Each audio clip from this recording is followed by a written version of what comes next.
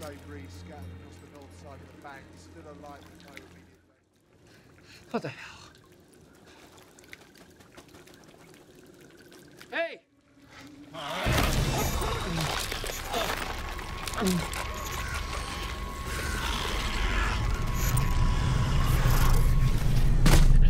Hey guys, what's happening? Niyat here with Film Comics Explained. While Universal is whirling in the critical and commercial success of the outstanding The Invisible Man, a sharp and thrilling retelling of its monster icon, I thought it would be interesting for us to go back and explore Alex Kurtzman's action thriller The Mummy, a movie that tried to kickstart Universal's dark universe and failed. Set in the modern day, The Mummy follows soldier of fortune Nick Morton, who accidentally stumbles on the tomb of an Egyptian princess during a firefight in the Middle East. When Morton, his reluctant sidekick Vale, and Egyptologist Halsey excavate the sarcophagus, the newly resurrected vengeful Princess Amenet emerges with dark powers and a desire to enslave the world, forcing Morton, Halsey, and a mysterious organization called Prodigium, run by the enigmatic Dr. Henry Jekyll, to work together and bring an end to her destructive pursuits. On the surface, this sounds like it would make for a fun adventure horror, but its implementation is nothing short of lackluster, and the film seems to forget what made the monster icon so fascinating. Unlike its predecessor, which tiptoed along the fine line between the eerie, fabled aesthetic of the 1932 classic and the boisterous fun and excitement of Spielberg's Raiders of the Lost Ark, this new reboot didn't know what it wanted to be and struggled to maintain a sense of dramatic consistency throughout its runtime. As a result, The Mummy feels like a giant plot-heavy setup, uninterested in character development, that isn't scary or thrilling and took itself too seriously to be funny. The ancient rites must be performed over thy body. Then I will read the great spell with which Isis brought Osiris back from the grave, and thou shalt rise again. Inspired by the discovery of Tutankhamun's tomb in 1922, and loosely based on the 1827 novel of the same name, Carl Frune's 1932 The Mummy was a resounding success that took advantage in the exploding demand for original horror stories and the growing European fascination with Egypt of the times. Starring Boris Karloff as the mummy Imhotep, Freund's film relied on quieter, atmosphere-drenched horror that kept us on the edge of our seats without trying to scare us at every turn. When it came to the 1999 remake, Stephen Sommers knew that the same interest in Egyptology that existed in the 1920s and 30s had all but disappeared. To counter this, the director opted for a romantic adventure horror comedy that retained its roots but went in a more audience-friendly, Indiana Jones-esque direction. The end result is a witty adventure film that didn't take itself too seriously, and one that had a great story, memorable characters, and a terrifying but relatable monster. Even with its tongue-in-cheek moments of absurdity and self-parody, the adventure comedy never undercut the dramatic tension or slowed the narrative down. As for the reboot, I think that Universal had three sensible roads to go down. Either be completely faithful to the original, replicate the PG-13 camp horror comedy of the 1999 version, or go in a more R-rated horror direction. What they shouldn't have done is mold The Mummy into a generic action blockbuster that had more in common with the Mission Impossible series than it did to the Universal icon. This film isn't really for fans of the original, nor is it appealing to those that loved the 1999 version starring Brendan Fraser, and it most certainly isn't what horror audiences wanted to see. Beginning with a brief expository flashback to ancient Egypt, we're introduced to our new conniving and merciless mummy, Princess Amenet, a power-hungry woman that had her name struck from the history books, was transported to faraway lands, and buried in a secret tomb for murdering her entire family and trying to bring Set, the Egyptian god of chaos, into human form. We then pick back up in modern-day Iraq, where our quirky, quarrelsome and dishonest protagonist Nick Morton has tricked his friend Chris Vale into abandoning his military duties and assisting him with a treasure hunt inside hostile territory using a stolen map.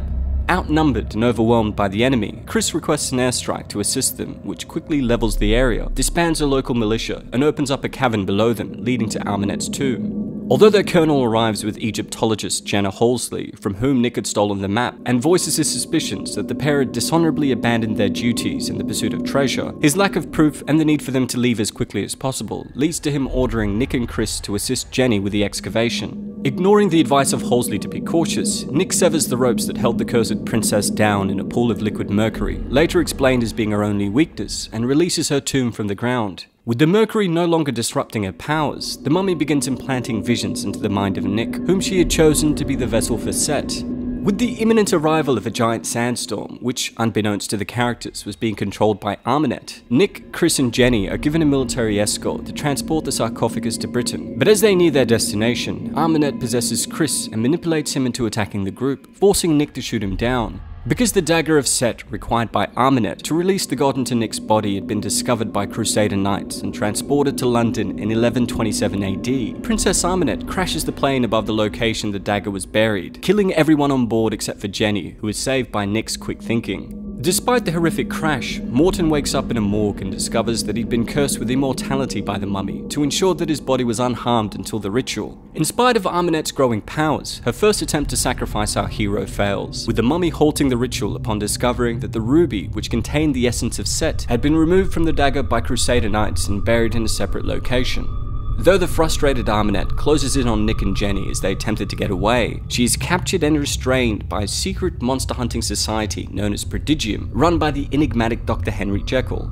After discovering that Jekyll intended to complete the ritual and allow Set to possess Nick, the desperate Morton snatches the doctor's medication away from him and tries to use it as a bargaining chip. This foolish course of action stops Jekyll from injecting himself with a suppressant designed to stop his sadistic alter ego Mr. Hyde, who suddenly emerges and begins attacking Morton. The same time that this is happening, Armanet uses her powers to discover where the ruby was hidden. Exploiting the chaos caused by the fight between Mr. Hyde and Nick, Armanet breaks free of her restraints, recovers the dagger, and begins her pursuit of Nick through the streets of London.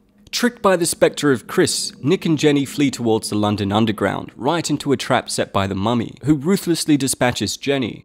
Wanting revenge, Nick allows Armanet to embrace him as a ruse to steal and destroy the dagger of Set. But just as he strikes the pommel on the ground and cracks the ruby, the destruction of which would rob Armanet of the ability to bring Set into the world, he's reminded that as a vessel for Set, he would have power over life and death. Seeing this as a means to bring Jenny back, Nick stabs himself with a dagger and becomes possessed by Set, but instead of joining Armanet, he retakes control of his body and uses Set's powers to steal the mummy's life force and resurrect Jenny. After telling Jenny, a character that he had no chemistry with, that he couldn't be with her in this new form, Nick resurrects Chris back from the dead, and the film ends with the pair riding off into the desert as huge plumes of sand coming from behind them showcase Nick's newfound powers.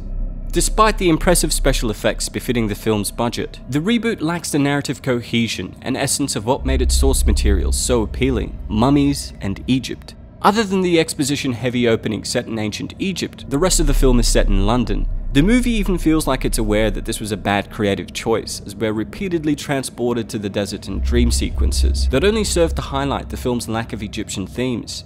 Excluding Princess Armanet, who looks less like a frightening mummy and more like an amatory version of Sadako from the Ring series, for a film titled The Mummy, there aren't very many mummies in it. Merely uninspired zombies created by the cursed princess to facilitate her sinister machinations.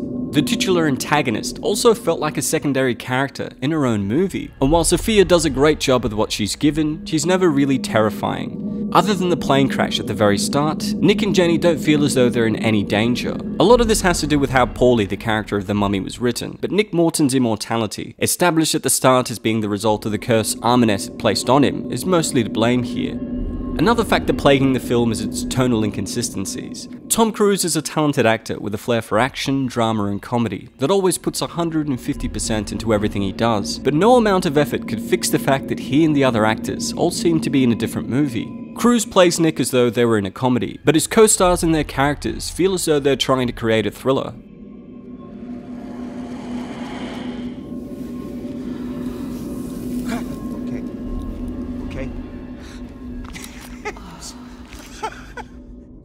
What's sad is that you can see glimpses of what the film could have been, especially the scenes with Russell Crowe's Dr. Jekyll, that had me wishing we were watching his origin movie instead. For the majority of the film, the titular character is Princess Armanet, an enraged mummy robbed of the opportunity to reign as the pharaoh of Egypt, that now wanted to use her dark magic to enslave the human race. But by the end of the film, Nick disrupts her plan and stabs himself with the dagger of Set.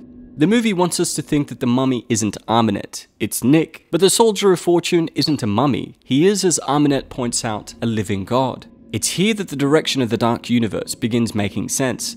It was never trying to explore the horror potential of its iconic characters, or revitalize its monsters, but trying to introduce us to superheroes with special powers that could be used to defeat a larger Thanos-like threat. Prodigium is S.H.I.E.L.D., The Mummy is Iron Man, Dr. Jekyll is Nick Fury, and this photo, prematurely released by the studio before the film had even dropped, showcases the Avengers. Sometimes it does take a monster to fight a monster.